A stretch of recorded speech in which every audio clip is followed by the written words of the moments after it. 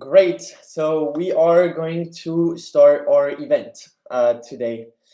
So welcome everyone. My name is Flo. I'm the Corporate Innovation Manager for the US branch of True Spirits region. So I will be your host today for our tech meeting dedicated to supply chain and logistics. So this session will be recorded, so please let me know if anyone would be against it. I'm going to share with you the agenda for today. So here is our agenda. So after a short introduction of what we do, I'll provide some key figures about the supply chain and logistics industry. We will then move to the fireside chat with our experts today, Emilie, Clavier, and Olivier Bedois, to discuss the industry and tomorrow's big trends of innovation. So we will finish this presentation with a selection of innovative companies presenting their solutions and products. So we will answer questions at the end of the fireside chat. So if you have any to our experts, feel free to use the question feature of Livestorm to ask a question. Great, so let's jump into it with a short presentation of True Spirits region and what we do. So for some of you who don't know us, True Spirits region is a catalyst for business and innovation. We partner with Fortune 500 corporations in order to support international companies willing to expand their activities and set up business in the Paris region. So thanks to our presence and vibrant tech ecosystem located in San Francisco, New York, Beijing, Shanghai, and of course Paris, we are in touch with over 4,000 international companies every year. So this unique relationship between large corporations on one hand and with innovative, fast-growing companies on the other hand led us to create the Global Open Innovation Network about 5 years ago. So through this global program, we organize about 20 events a year to foster business and technology partnerships between large corporations and startups. So since the COVID-19 pandemic, we moved our events online. So it allowed us to connect with more people, more companies. So it has been a pretty interesting experience. So in terms of technologies and topics that we cover, as you can see here, we cover a number of them, from mobility, AI, retail, health, and you name it. So today we are going to talk about supply chain and logistics. Great. So first, I wanted to show you a brief overview of the supply chain and logistics industry. It is composed of different actors from various industries, could be the Schenker, Nagel, etc., etc. But we can also find a lot of actors in other sectors. We will actually have some example during the startup presentations. Here are the three key figures I wanted to share today, just to set up the base of our discussion with the panel. So the first one, in 2022, the global logistics market size was valued around $12.6 billion. And it's projected for the same number by 2028 to be around $19.8 billion. So we can see the evolution here. And it represents a compound annual growth rate of about 9%. So very, very interesting, and we could discuss it with our experts today. So the trends in the industry, as we can see here, are of course the blockchain, the digitalization, the 3PL to 5PL. Maybe we'll touch upon that as well, which are the different concepts of either like outsourcing, a part of the supply chain, etc. Drones, of course, for the last mile logistics. To finish this brief overview of the the supply chain and logistics industry, I wanted to share this non-exhaustive market map with you. We designed it based on different players we have identified on the market. It's missing a few actors, of course, but it gives us a good understanding of what's going on the market these days. So I don't want to get into too much details. So if you have a question, feel free to reach out to me. I'd be happy to share it with you or tell you how we've built it. So before we move to the Fireside chat, I wanted to present Romain Herny, which is in charge of mobility, supply chain, and logistics at Choose Paris region. So he's gonna say a few words about the different initiatives in the Paris region. So we're just going to wait just a few seconds. Hello, Romain, how are you doing? Can you hear me?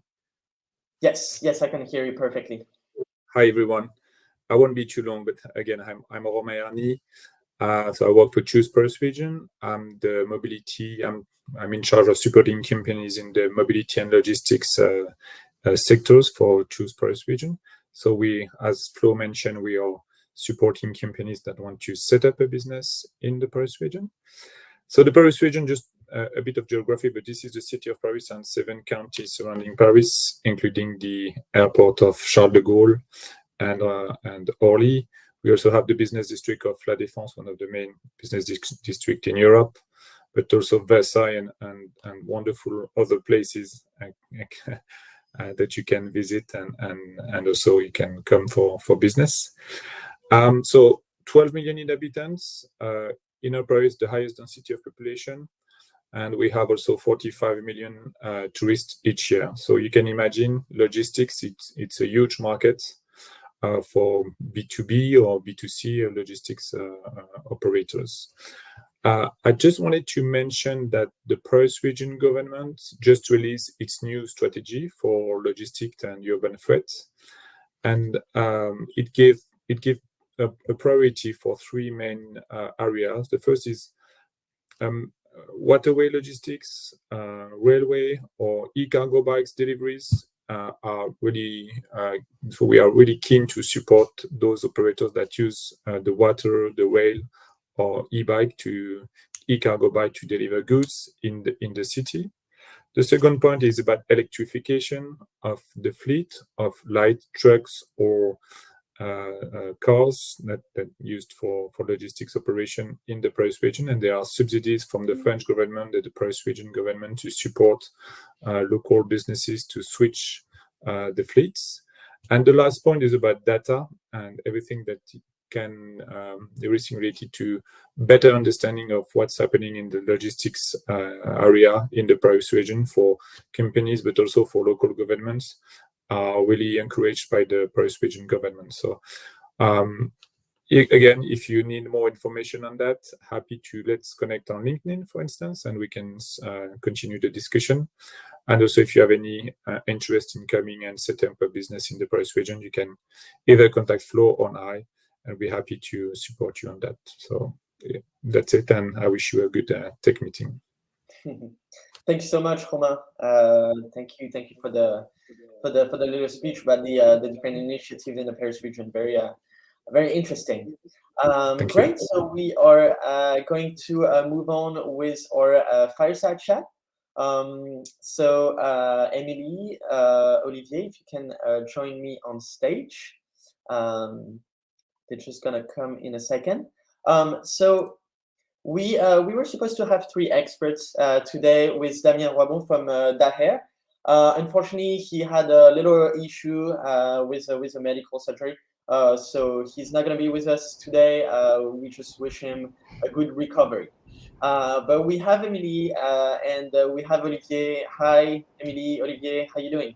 Hello. Doing well, thank you. Great, thank you so much for accepting my invitation today. I'm very excited to have you to discuss the different topics today.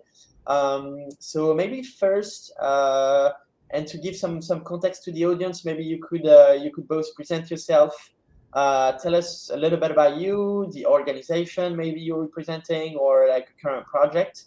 So maybe, Emilie, you want to start? Hello, I'm Emilie Clavier. I'm in charge of innovation at Bolloré Logistics. Olivier will present you the company and what we do and our global organization. But what I can say about the innovation part is that all of our innovation projects are developed through our innovation booster, which is called the B Lab. And the role of the B Lab is to support all innovators, worldwide innovators, into the development of their projects. We are here to support them into methodology, technical developments, sharing between all the different actors, because we are big company, so it's quite difficult to align all regions on the same projects. And of course, one thing which is really key for us is to bring our customers and our partners into the development of our projects, to be sure it's really connected to the market, to the customer needs, of course. And that's why we developed innovation centers, one in Paris and one in Singapore, where we organize some innovation workshops to support the implementation of projects, to develop new ideas with our clients. Interesting. Thank you so much, Emilie. Olivier, yes? Yes, so my name is Olivier Bedois, so it's a pleasure for us to be with you today. Actually, I'm the head of marketing and communications by Bolloré Logistics. I've been in this industry for about 30 years. I can say it's a fantastic one. You a lot of to do, and it's a key industry for the global trade, as I will explain later. So Great. I can tell you what about the company itself.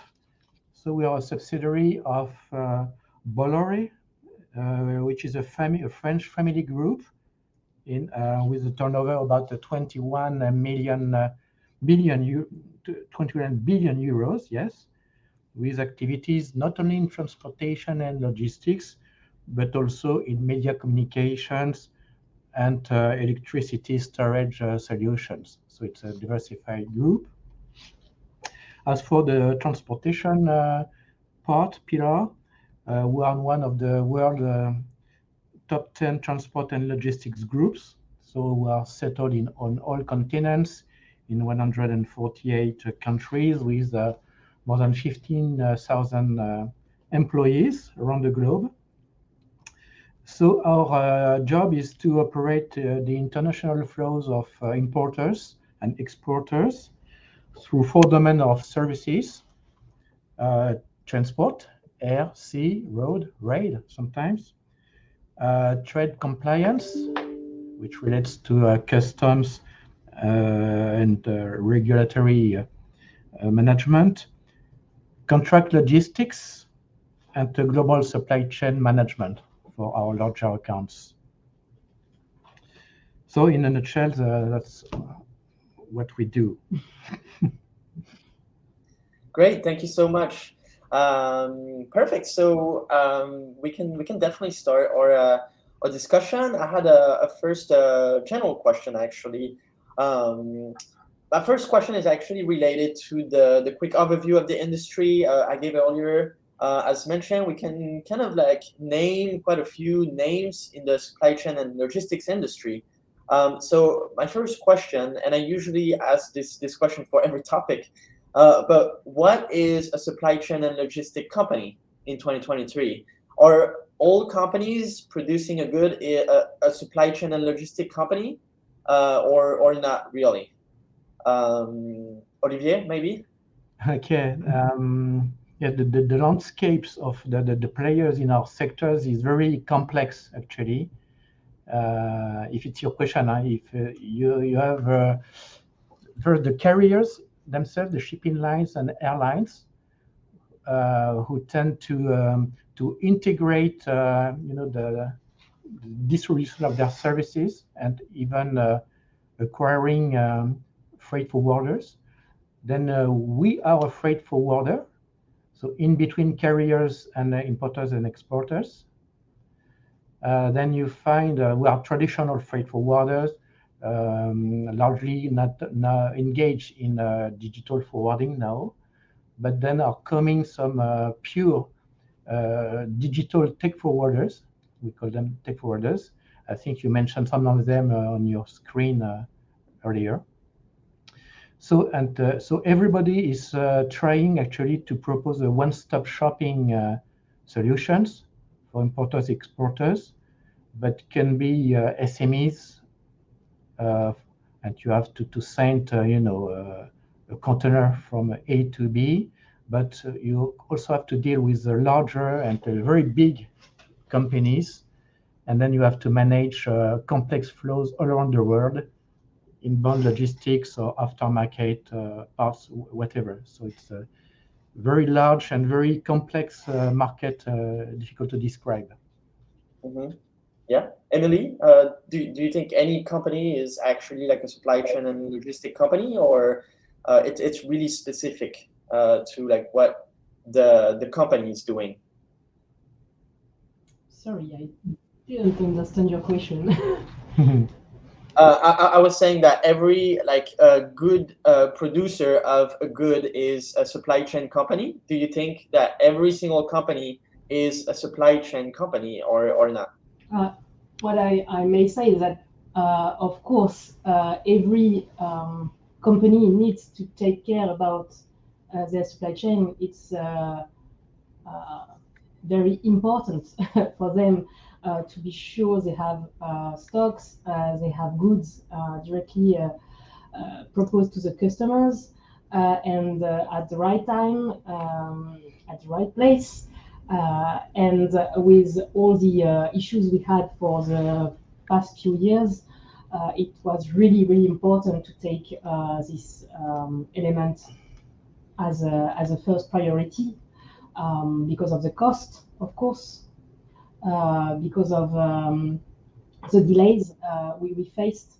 So not every company is a supply chain company, but of course they need to integrate it and to work closely on this. Yes.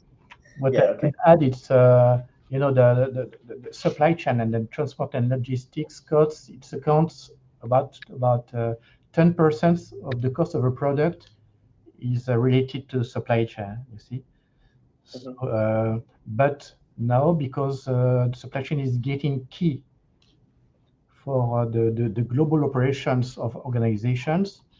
It's not only a cost; it's also a performance driver mainly.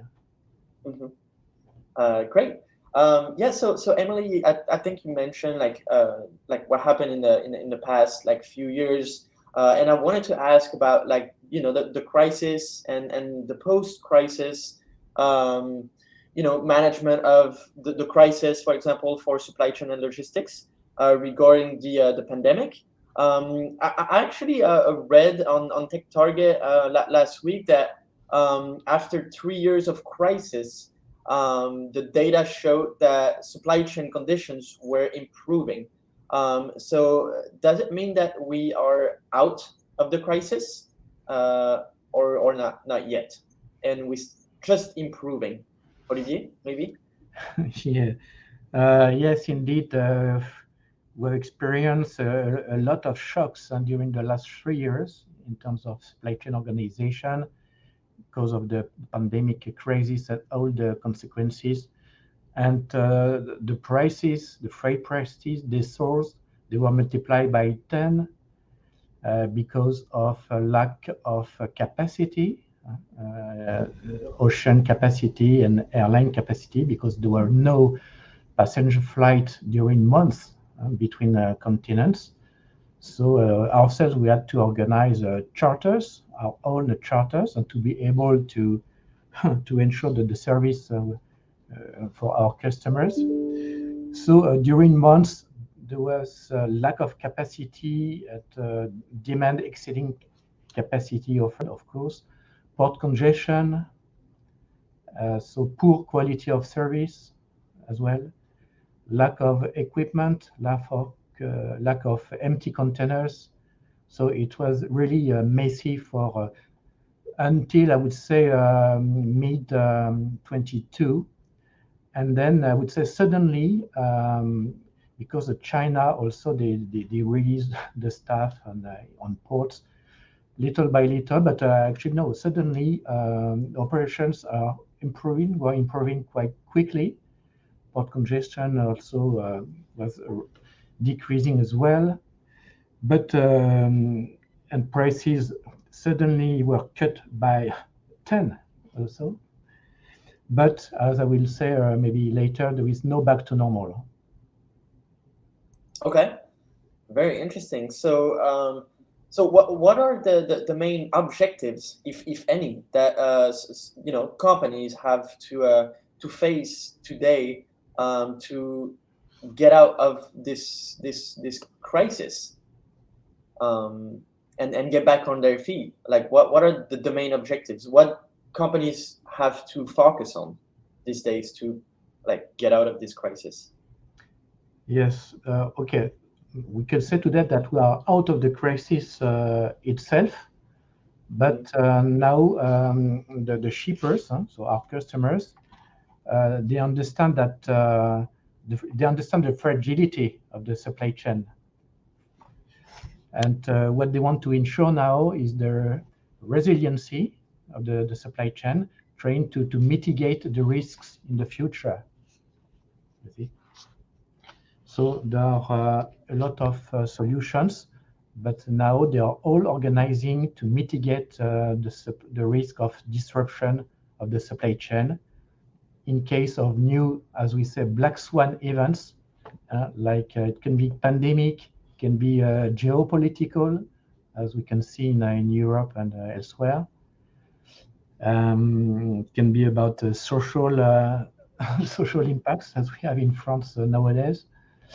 So we know that the situation will never be normal, and we have to face regular shocks, and the supply chain must be able to adapt, to be agile enough to mitigate risks and to ensure the smooth flows of products. Mm-hmm. Yeah, definitely. And yes, Emilie? I can add some elements. Yes, Olivier said we need all actors need to adapt to unpredictable events. That's why I think all companies are looking for innovative solutions regarding visibility. How can know what is happening and not at the end of the shipment, maybe losing all their goods because of the time. I had the example of a food company which had their container blocked for 3 months in a port in Asia, and obviously they lost all their goods. If they knew what was happening, maybe they could react in anticipation of the problem. So I think visibility is one key point. As we saw with the COVID and the problem of capacities that Olivier talked about, it's now important to have forecasts. The companies has to give forecasts to the freight forwarders to be able to manage the capacity and to be able to manage all the transport means we can have, and prepare the shipments. Before the COVID, we had plenty of solutions, maybe less need of forecast, but now it's really key. And if I can add a third element is about the productivity. Maybe assess the risk of one shipment before the shipment is beginning, to be able to anticipate and avoid issues. Of course, it's not possible when you have a black swan event, but it can reduce the risk, and it's something that everyone wants to tackle. And I think there is also one key topic that we didn't discuss about is about the sustainability. Because of the industry, the supply chain industry is of course an industry which emits a lot of carbon and a lot of waste, plastic, cartons, and everything. And this is something that we need to reduce. There are some commitments from states. Maybe you have heard about the European agreement to reduce sea carbon emissions by 80% by 2040, or the net zero emissions by 2050 as well for air shipments. So states have commitments, and all companies also have their own commitments, and to be able to meet these targets, we need new solutions as well. Mm-hmm. Okay, very interesting. Yeah, we'll definitely come back on sustainable. But I wanted to come back on something that you mentioned. And I had a question about like the different indicators. I wanted to ask you about the evolution in terms of like freight capacity that you mentioned, or demand. For example, what are the evolution in terms of those two indicators? Olivier, yeah? Yes, in terms of capacities, actually today we were not coming to overcapacity, but the order for new ships is quite high. I don't have the figures right now, but you know, there are cycles that are driving capacity and demand. When the demand is getting higher, the shipping lines are ordering new ships, new vessels that are coming 2 years after. In the meantime, the demand has maybe slowed down, and you come to overcapacity. This was the usual pattern in our industry. So now it's a bit different because it's more erratic. So there will a lot of new vessels are to come in the coming months, but at the same time, many vessels will be also removed from the fleets because of sustainability, because they are not some are not compliant anymore with the IMO regulation, which means they are too much polluting. So quite a lot of vessels will be removed from the fleets earlier than scheduled. So more vessels to come, but more vessels to be removed. So soft increasing capacity in the coming months. Mm-hmm. And so the way to overcome those challenges, is it like more collaboration between the different actors on the market? Is it like are you seeing any like partnerships, like more partnerships right now, or like outsourcing? Is that a way to overcome those challenges? Yes, maybe I would first. I think the main change is very important. Actually, we think that just-in-time operations will not be the principle in the future. It's finished because it's too much risky to export and import on a just-in-time without much inventory. So the shippers and the organizations, they are starting to increase again the inventory level, and these stocks, these inventories, were not only at global level.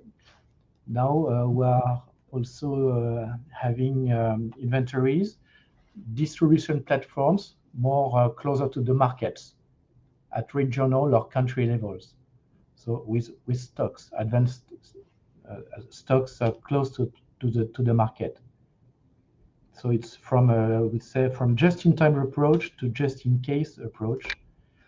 So it makes a big change. It requires more planning also, more productivity, more planning. It's not just I have an order from the market and I'm able to send it safely, to ship it safely 10,000 kilometers away. No, that's too much risky. Then you have to be able to have your products ready to be dispatched, distributed close to your market. So that's the main change. Also, the shippers, they want to diversify their suppliers, multi-sourcing locations. You know that, for example, Apple, and they used to be 95% producing in China. Now their objective is to produce 25% of their parts out of China because of the geopolitical risks. So the companies, they tend to diversify the sourcing. Also, we are talking about nearshoring, friendshoring even. So there are a lot of changes about this reconfiguration of trade operations, basically. Then talking about our industry, of course, the shippers, they want to diversify their suppliers also. So not only work with one shipping line, one shipping line. So they need freight forwarders that can offer a panel of logistics provider, carriers at least. And our role is to select, of course, the best carriers according to the flows, and also to aggregate the data to orchestrate transport. Interesting. Yes, Emilie, no, you wanted to add something? No. Sorry. Yeah, great. So yeah, talking about outsourcing and collaboration partnerships, I mentioned earlier the concepts of 3PL, 4PL, 5PL. Can you like explain a little bit about those concepts? Elaborate on that and like how is that evolving or improving the way it's like the supply chain management is being done at a company?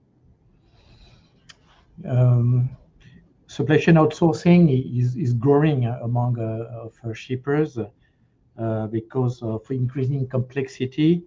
The shippers, maybe the audience here, they want to focus on their core businesses, and now it's getting too intricate, too complex to be a specialist of trade compliance in all countries you're operating. It's too much costly and complex to aggregate the data coming from a lot of stakeholders in the supply chain. So yes, the general trend is for shippers is to outsource to a limited number of companies, organizations like ours, able to orchestrate and to design complex networks, I would say. So well, 3PL, that's basic role, buy space and sell it to importers, exporters. But we are also a 4PL with a separate subsidiary that will coordinate all flows for one shippers, but calling for several 3PL. So, for example, our subsidiary in 4PL, Prism, actually, will benchmark all freight forwarders, including Bedois Logistics, and select the best one at the best moment for the specific issue. So a lot of companies now, they turn to this kind of 4PL company, but depends. It's not a huge wave on that. Okay, interesting.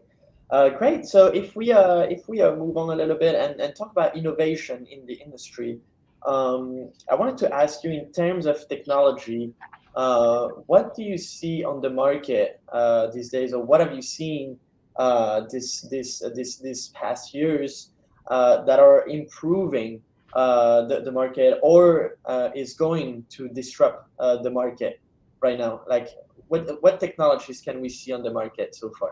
I mentioned a few things like blockchain, etc., etc. But can you say like a little bit of what you guys see on the market? Yes, regarding the technologies, of course, all technologies related to data are really important because we have a lot of data from a lot of stakeholders. Shippers need to aggregate all of this data. They need to consolidate the data. They need to be sure you have a good data quality and there are no discrepancies. So all technologies that can support shippers and freight forwarders into analyzing the data and proposing some predictive services are really important. That's why I'm thinking about artificial intelligence, of course, where you can analyze your data and predict and some patterns. For example, of course, all technologies related to visibility as well. We have some companies working on IoT sensors, for example, to have a complete full visibility, end-to-end visibility of the flows. But not only because we can't put sensors on all shipments and for all flows. It's too costly. But you have new companies, new startups that are working on aggregating data from different sources to be able to propose more accurate milestone into the supply chain in a visibility platform. Thinking about Project 44, Wakeo, extra, and it's really interesting not to rely only on one source of data, but to aggregate all of them. That's why it's really important. And regarding the technologies on the sustainability part, it's mostly about the fuel, of course. Because of the alternative fuels that we can propose. It's not real technology if we because it's based on plants, for example. But you also have e-fuel now, some fuel of synthetic fuels. I don't know how we can say it, but it's also quite interesting. And of course, to be able to manage all of our supply chain sustainably, we will rely as well on data. So all machine learning, artificial intelligence, IoT are very important. Okay, really interesting. I'm actually going to ask the question from Michael in the audience that is actually related to technology, and he's asking what role do you see technology playing in reducing risk and cost and better securing global supply chains. So that's the question. How do you see like technology playing like the role of reducing risk and cost? Maybe I can give an example of a project we are working on based on the risk of the supply chain. In fact, we are working on a tool to analyze all of our past shipments for our different customers, and the analysis can help predict some patterns on a specific trade lane for a specific period of the year and for a specific carrier, and giving a level of risk on a specific shipment. And it's really something upstream, something very predictive. We don't know if the issue will occur, of course, but you can say that one specific shipment using this specific carrier and during Christmas, you have maybe 50% of risk to have an issue. but with a different carrier, you will reduce your risk, your level of risk of 20%. That's a good use of the technology to be able to reduce the level of risk. Another thing about IoT sensors, for example, is that having the information at the right time, in real time, can provide the issues from happening. It can help anticipate the issues. We had the example of a customer, an healthcare customer, who ship vaccines, and we integrate IoT sensors into the container. And we had an issue at the port during the shipment. It was not the container, the reefer container was not plugged. And having the information in real time, because we follow the alerts all the time and we have specific follow-up each 3 hours, we were able to see that the temperature inside the container was rising, and we could call the port saying, guys, please do something. We are going to lose 2 million euros in one time, in one container. Just please replug the container. So these are 2 examples maybe of the way we can help reduce risks thanks to technology. To make it short, we implement digital tools to plan and to select the best transport plans before, according to historical data, and we use digital tools to be able to react during transport against the deviations and be agile enough to trigger backup plans. Interesting. Great. So other than those technologies that you just talked about, we have like innovation in different concepts as well. So I can name like, you know, sourcing diversification, optimization, digitalization. So those are like the other concepts that we can actually mention when we're talking about innovation. Can you talk about those different concepts a little bit, and maybe how it's also like generator of improvement for the you know, supply chain and logistics industry? Difficult question.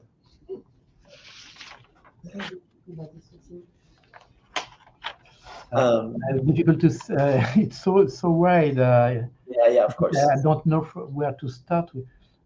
Basically, we try to start very far in the issue of the customers, even possibly try to advise him on his sourcing, even to select his suppliers could be important to get a smooth supply chain. So should he relocate, I don't know, sourcing from Asia to Eastern Europe or Maghreb, North Africa, for example? It's part also of advisory role.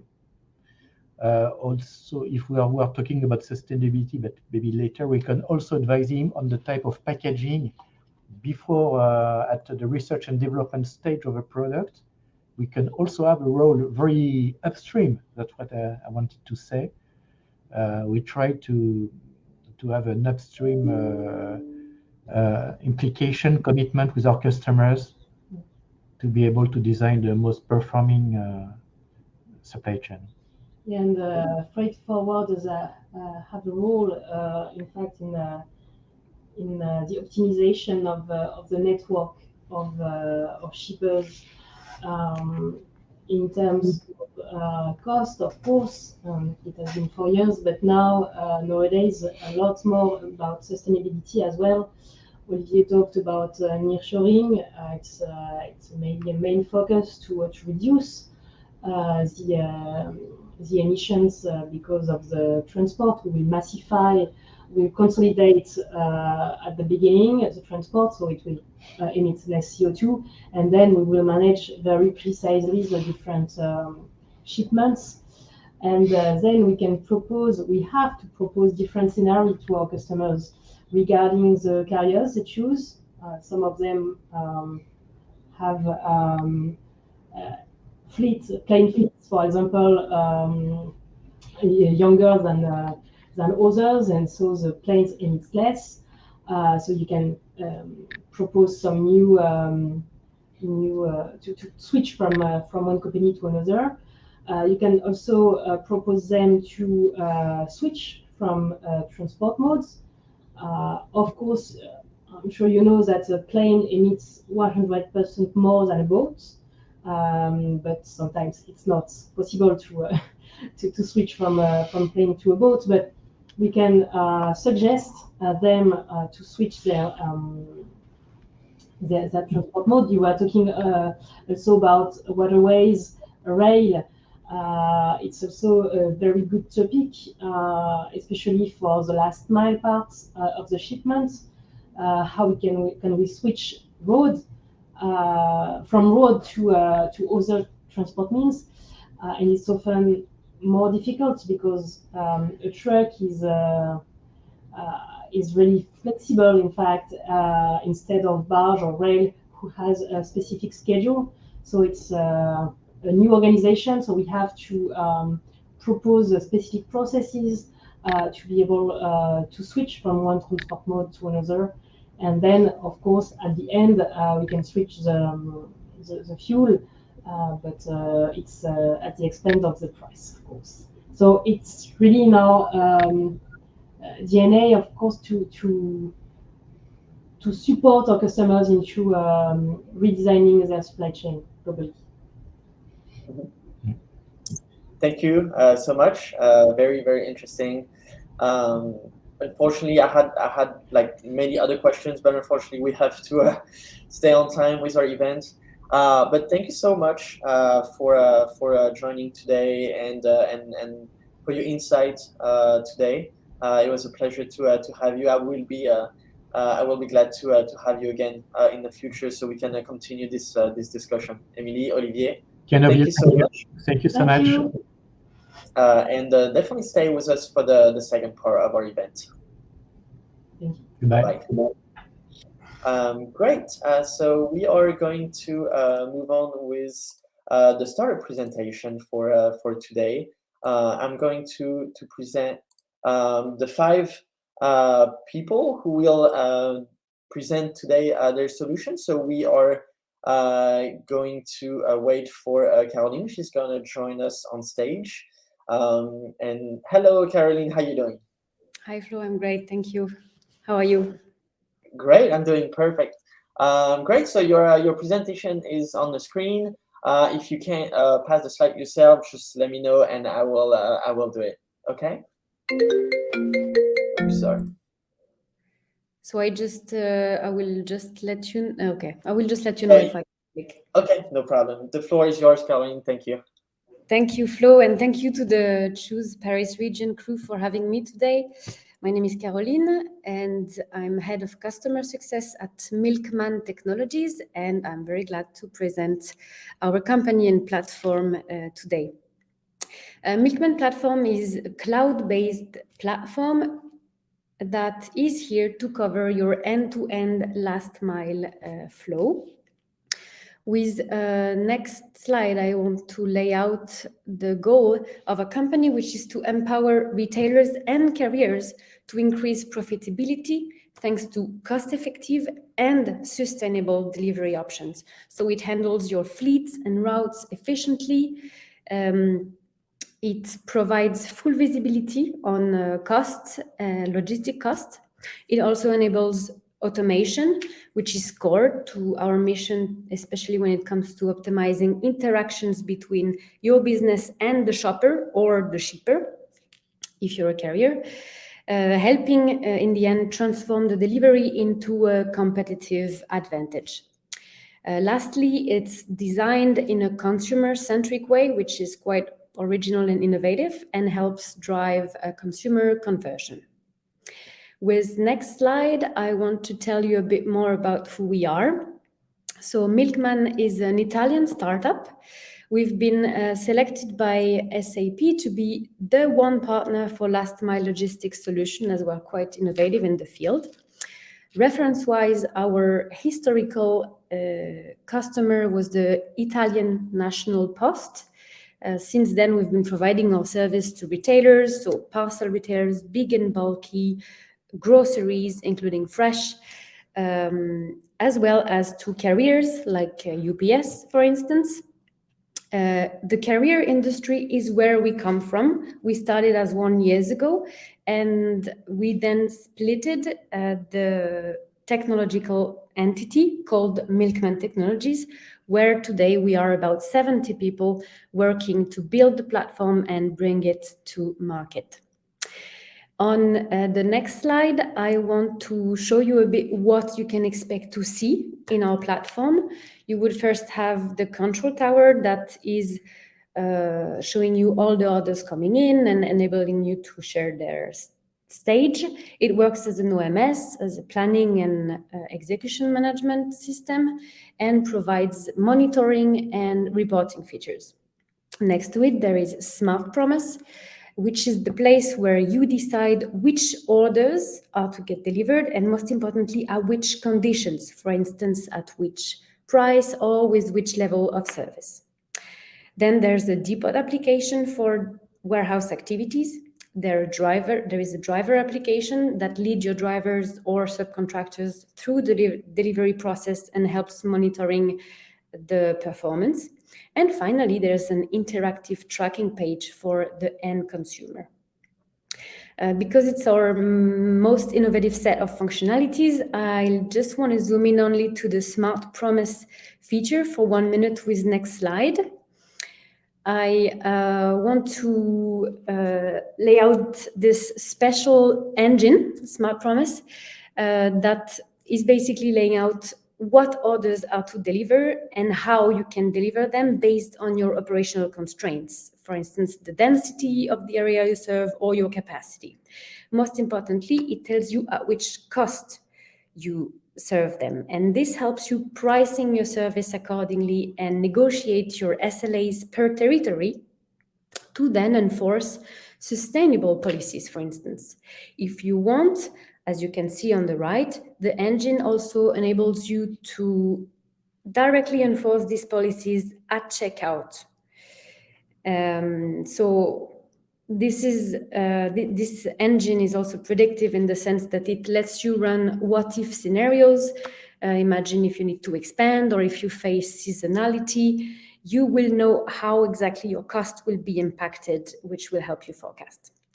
I could go on about this one. It's one of our customers' favorite bit, but for the sake of time, I will move to next slide to sum it up and to say why working with Milkman can bring benefits.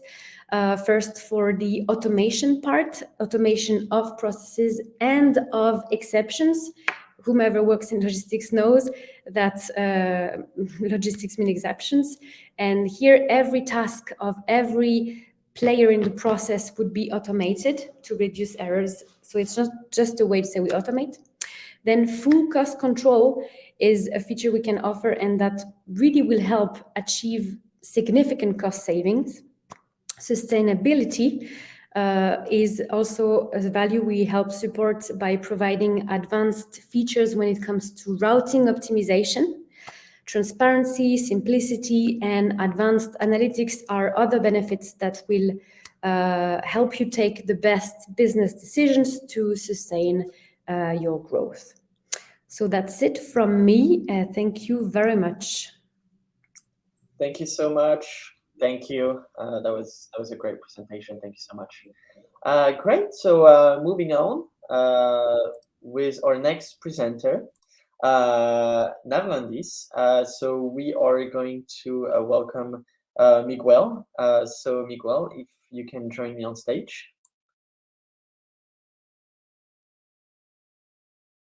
All right, Miguel is going to join us in a second. All right, there we go. We had just a little bit of delay with the platform. Great.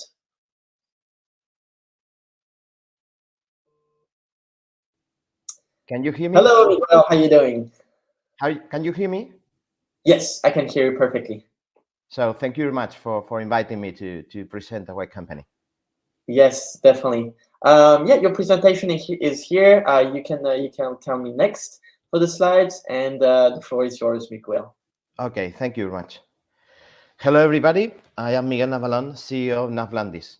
We are a logistic technology company aiming to make transport more sustainable. Next. And we make it with the development of a foldable shipping container. I would like to take this opportunity to show you the potential of our project. Next. In first place, because it solves a real and a significant problem in logistics. One of the main factors for disruption in logistics is due to the global trade imbalances.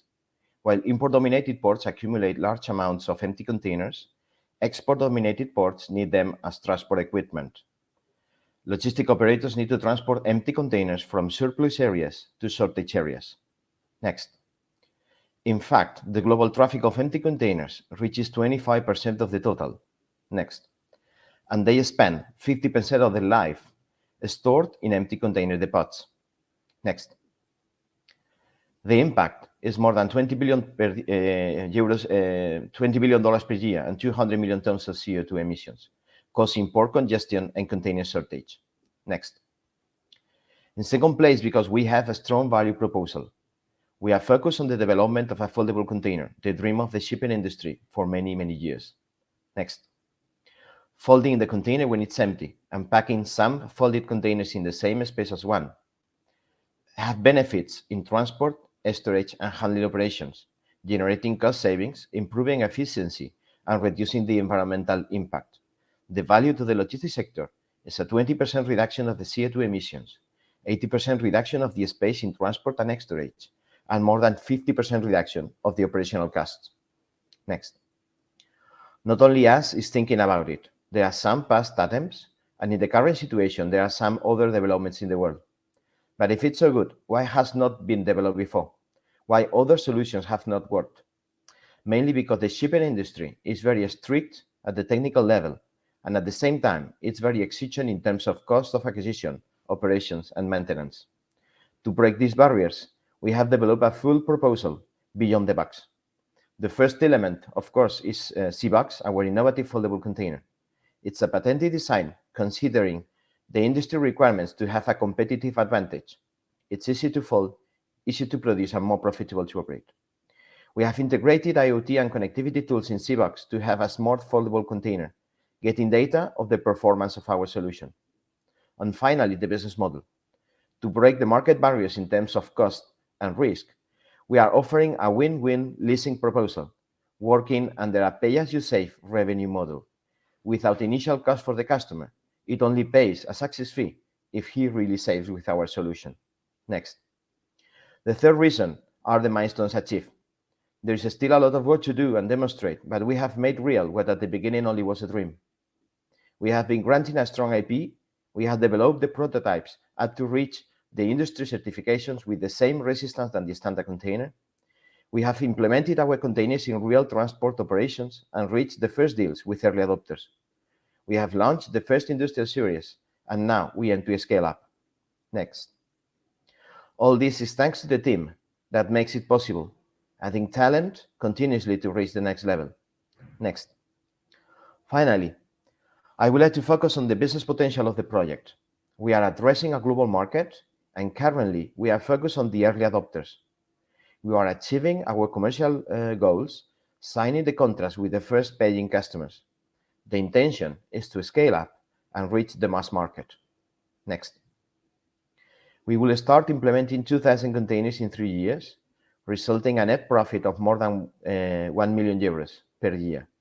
We have achieved our funding milestones for our development plan with the support of the European Union, private investors, and public funding. And we have launched a new round of investment to scale up our commercial and industrial plans. The destiny of this new round will be mainly the growth of the operating fleet up to 300 new containers. Next. Definitely, it's an amazing project aligned with the sustainability goals with the ambition of making something big in the global logistics. You can reduce your logistic costs, and the environmental impact of your operations. We invite you to join our challenge. Thank you very much for your attention. Thank you, Miguel, for your presentation. I will see you next time. Thank you. Great presentation.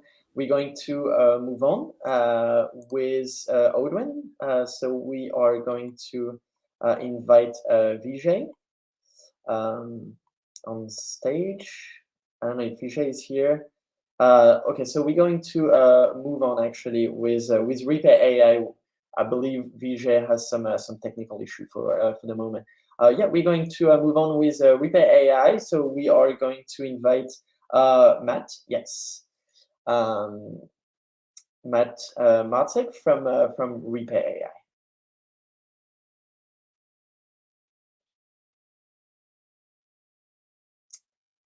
Good afternoon.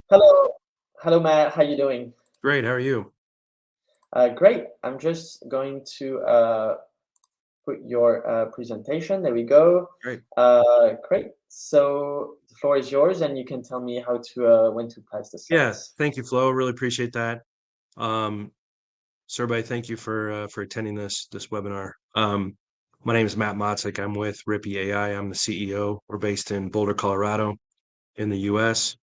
So really, what we do is we solve two pain points. One is how can logistics companies respond back to customers within seconds for quotes or tracking, via either email or chat. And then the second issue that we solve is how can logistics companies process shipments quicker or book shipments quicker through airlines or steamship lines. So those are the real two main issues that we do. So basically what we do is we automate conversations and documents in the logistics industry using conversational AI and document ML. Next slide. So if you're in the logistics industry, a lot of times you've experienced this, but the industry is drowning in manual processes. So, the more shipments you have, the more paperwork, the more emails, the more texts you have, the more people you have to hire, and the lower margins you have. So the logistics industry is drowning in manual processes just because of the inefficient manual workflows. Next. What we do is we help logistics companies, save money on their operations, automating their email and chat responses, and also digitizing their document data. 88%, unfortunately, of logistics companies are still doing manual processes. Next. What we do is we being a software company, we have several areas that we work on. And so our developers are very good at conversational AI, document ML, computer vision, and natural language processing. And then what we do is we add our own proprietary logistics language library that sits on top of it. So that's a little bit of our differentiator in the market. Next. So basically what we do is, we offer, several different communication tools, such as automation tools, such as response bots, and also document bots. Next. One of the ones that we offer is an email automation tool, to where logistics companies receive over 100 emails, over 1,000 emails a day, asking, customers asking for, hey, where's my shipment? Or can I get a quote from, Shanghai to Antwerp, right? What our email bot does is it actually looks at the email, understands what the email is doing, goes to the database to look up, the tracking or the quote, and then provides a quotation or a tracking response back to the customer within 30 seconds of the email without any manual interaction. It's all automated through our bots. Next. And, in addition to the email response bot, we also have a logistics chat bot that's very focused on logistics. So for instance, BNSF Logistics has our chatbot on their website. And how that helps them is their customers can actually just go into the chat and type in whatever they're looking for, and they get information instantly via the chatbot. And it's all based off of automation and also conversational AI through there. Next. Our Flow product is more on the document side, so we can actually read bill of ladings, arrival notices, commercial invoices, packing lists, and we can actually extract data from those documents and push that information into ERP systems. We can do bills of ladings, like I said. We can do AP invoices to help reconcile the AP invoices next to the system. Next. Just a couple of companies that we work with. Gruber Logistics. The benefits are their customers of Gruber can receive shipping quotes back within 30 seconds, no human interaction. For Emotrans, we employed our document automation tool to where we're reducing the rekeying of data, and we're automatically flowing the data of the documents into ERP systems, which equates to about 80% of reduction of work. What normally takes them 1.5 hours to submit an importer security filing, we can do it in about 2 to 3 minutes. Next. We're experienced in the logistics industry. We've had 20 years of experience collectively, and we know logistics really well. Next. Here's a couple of our customers. Next. Thank you very much. Great. Thank you so much, Matt, for your presentation. All right. Thank you.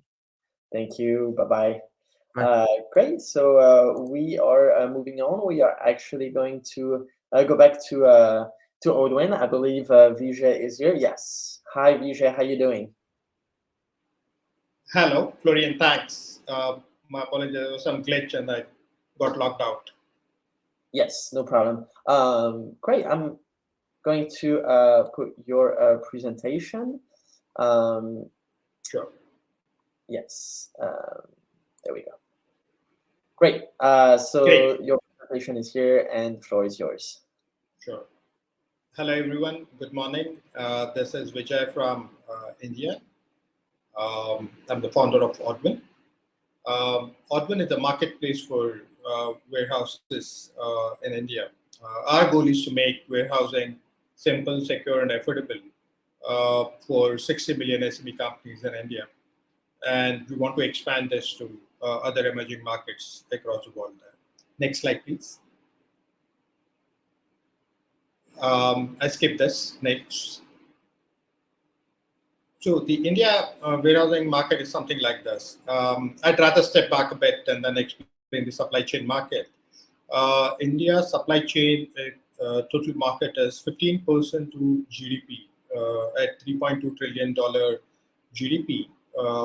The supply chain cost translates to $500 billion in India. That's a large market.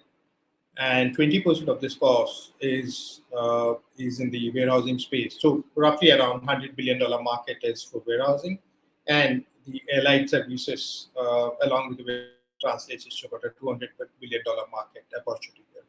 However, warehousing market, as with everything else in India, is pretty much unorganized and chaotic.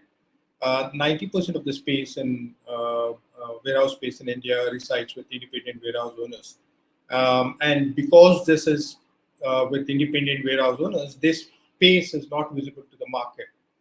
And because the space is not visible to the market, on the other side, you have customers searching for warehouses, when it's a good quality warehouses, and they're not able to find them.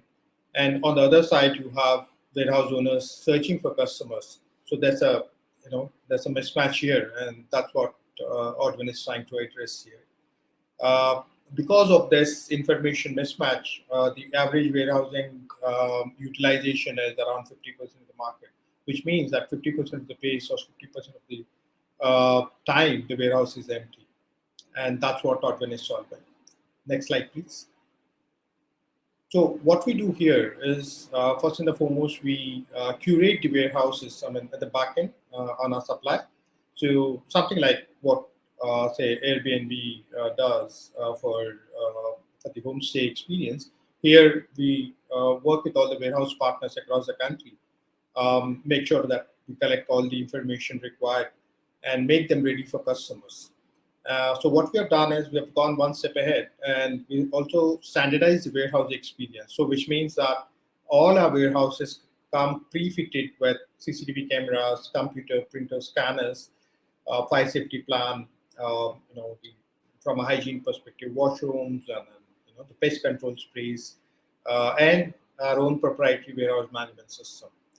And with this, we are solving a major problem of the customers who are searching for good quality warehouses. So one is finding the warehouses, but also kind of getting started with the warehouse, so they can get started with their operations as soon as they identify a warehouse on our platform. Next slide, please.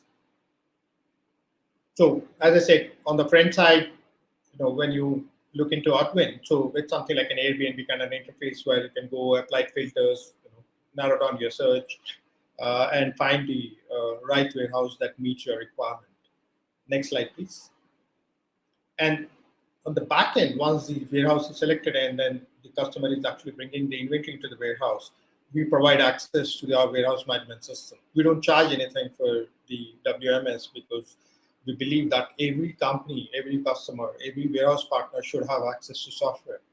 And this brings the stickiness with our customers. So the warehouse management system is as good as everything else there in the market, but it also provides a whole lot of AI built into it. So from a reorder stock levels, from a inventory expiry dates, and then so on and so forth. Everything that's required to make sure that inventory optimization is done is built into the WMS. And it's cloud-based, which means that a customer can use it in multi-locations, multiple users. At the same time, on the other side, the warehouse partner can use it for multiple customers inside a warehouse as well. So that solves the bulk of the information flow problems there. Next slide, please. So long and short, we are a marketplace. From our customer perspective, we are a warehouse company. It's a single interface, so they can search for, they can get all the information related to warehouses on our platform. On the back end, we are an extended marketing arm for our warehouse partners. We help them and improve their operational standards. We bring technology readiness, and we make sure that the payments are made on time. So with the supply, we are a marketing arm. With our customers, we are a warehouse company. Something like what Uber is for all of us. It's a cab company, but does Uber have cabs? No, but the back end, they work with all the cab drivers and provide us a seamless experience. It's a similar experience here with our customers. Next slide, please. So in the absence of Adwin, the customer will have to kind of do a physical search, go search for these warehouses, send the teams to kind of do a physical verification. They need to put their teams inside the warehouse, a dedicated manpower, manage multiple relationships. Documentation in terms of not standardized. There's a retrofit costs involved, and there's no technology available there inside the warehouse. Next slide, please. So with Adwin, it's a single relationship. They get all the information related to warehouses, standardized documentation, plug-and-play warehouses, technology enabled. It's free of cost, and that brings the ease of doing things for our customers. Next slide, please. So in the last 2 years, we have now got 2,000 plus warehouses on our platform. We do revenues about 2.5 million. Our team strength is 25. It's still a small team, but happy to say that out of this 25, 12 members are in tech. So we're building a tech-first kind of a platform that helps customers at the back end, our warehouse partners, solve most of their problems. Next slide, please. So this is where we are. We're building India's largest and fully integrated tech-enabled warehouse fulfillment network. Next one. You see a lot of gray hairs here. So all of us are about 20 plus years in the industry. Some of us have kind of worked with India's largest and leading supply chain companies. And that experience now we're digitalizing to make the entire supply chain experience for our customers and for our partners a good experience for them. Next one, please. So why large corporations? So this actually, when we started Odwin, so we thought it's small and medium enterprises that have this problem. But ironically, we started onboarding all the large companies. So some of the world's largest MNC companies are our customers. And we realized that the entire warehousing industry is not just broken for small and medium enterprises, but also the large companies. And happy to inform that some of these companies have been our customers for the last 2 years, and have been expanding with us over the years. Why do they come to us? Because there's in the sense that the warehouse industry is fairly fragmented. So the customer doesn't really want to deal with, let's say, 20 people in order to get a warehouse fulfillment experience up. It's absolutely, the platform is absolutely flexible to kind of select plug and play warehouses across 180 locations there. And everything is on technology there. It's a complete solution built into a tech, and that is delivering an experience. And that's something unique what we've built. And by doing all of this, we have clearly demonstrated a cost reduction of 10% plus for our customers there. And they love us, and they kind of continue to build their business with us. Next one, please. Yeah, thank you, I'm done. Thank you, Vijay, for your presentation. Thank you so much. I'll see you next time. Great. So our last presentation today is Transmetrics. Sorry. So we're going to welcome Asparu on the live event in a second. Great. So Asparu should be here any second. Hi, Asparu. How you doing? Hi. Thank you for inviting me. Yes, of course. Thank you so much for being here. You can say next for the slides, and the floor is yours. All right. Thank you very much. Hello, everyone. My name is Asparu, and I'm the CEO of Transmetrics. And Transmetrics is an AI platform for mid-term logistics planning for logistics service providers. So what we define as mid-term logistics planning is anything which is starting from tomorrow and going into the next 6 weeks. And this is the horizon in which the most impactful resource decisions are taken, such as how many trucks should show up in front of my warehouse to move goods, or how many people should be inside the warehouse to do the picking activities and the cross-docking activities and so on, or how many ocean shipping containers do I have to have in my port or my depots for the next 6 weeks, and how many should I refill from other locations and so on. And these decisions are today taken mostly by Excel, even in large companies, and we provide a proper platform in order to optimize these decisions. Next slide, please. Basically, our platform is across the supply chain, so we have solutions for different segments, as are shown on the slide. Next slide. Generally, why do you use something like that? Because the efficiency of logistics operations today is very low. For example, 24% of the kilometers driven on the road in the EU are empty. Generally, at least 40% of the containers are sitting unused at any point of time in any location, and so on. Next slide, please.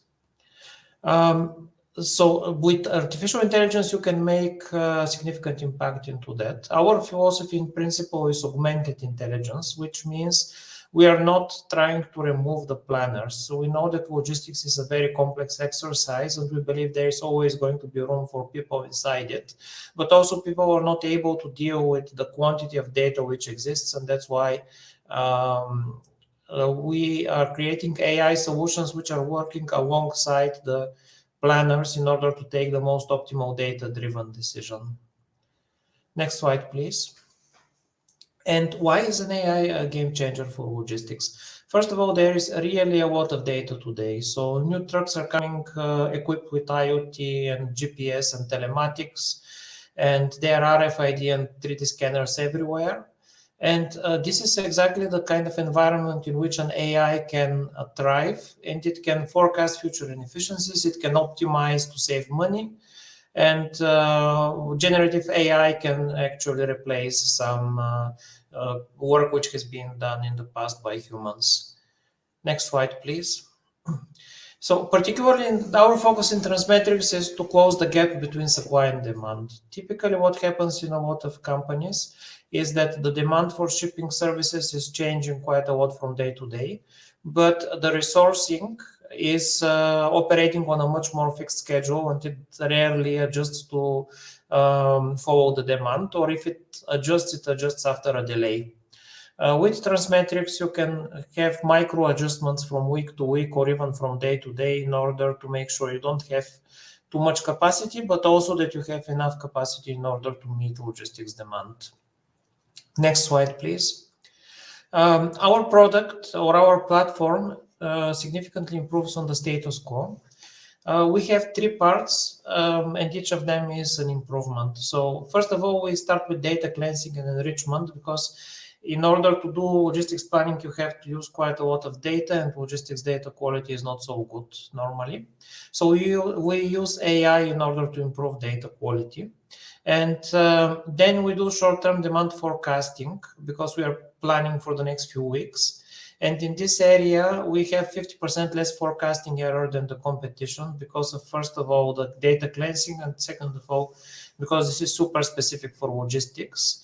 And finally, we have predictive logistics optimization, which is super complex, and it has all kinds of constraints that you can think of, and really scales to cover the entire process of planning for even the most complex logistics service providers. Next slide, please. And we are really working with some of the most complex logistics service providers, as you can see on this slide. So these are our customers. Next slide, please. And why should logistics companies work with us, especially the bigger ones? You can develop your solutions fully in-house, but think about the time to market. If you want to do everything in-house, it will take you years normally in order to deliver. And we are offering a shortening of the way. With our platform, you can have new features on the market in months instead of years. We are really very good at engaging with large-scale providers. We are ISO certified. We have the funding and the dry powder in order to co-develop together with you and invest in the solutions we are building. And our goal really is to be a partner for the large logistics company. So thank you very much for giving us the chance to give this presentation, and looking forward to any questions. Thank you so much, Asparu. Thank you. See you next time. Great. So that was our last presentation. So before we end our event, I just wanted to show you the agenda for our next events. So on May 11th, and this is our next event, we will have a tech meeting dedicated to the metaverse. So don't forget to be there to register.